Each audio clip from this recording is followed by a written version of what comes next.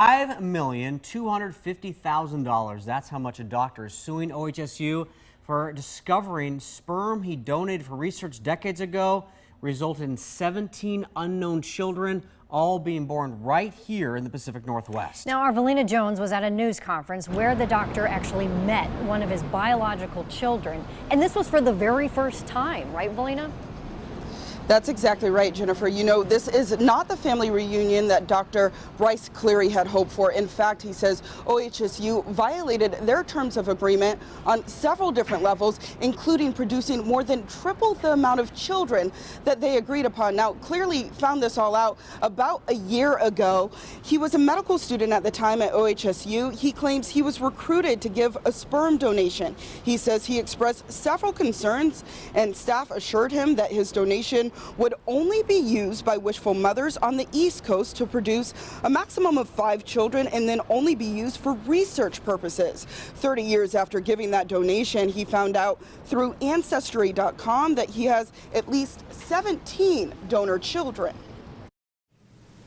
OHSU has been deceitful and reckless. Their actions have caused irreparable harm.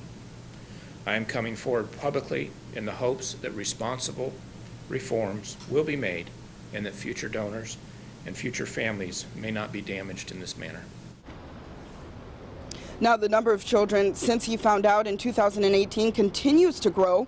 The lawsuit claims the fertility clinic not only allowed local mothers to receive donations, but in at least one case, a woman used the donation twice. So far, all the children have been conceived and still live in the region, mostly here in Oregon. The clinic requires mothers to self-report, making it impossible to know just how many children may be out there. I also reached out to OHSU to respond to the allegations. They tell me, quote, OHSU treats any allegation of misconduct with the gravity it deserves in light of our patient privacy obligations and the confidentiality of protected health information.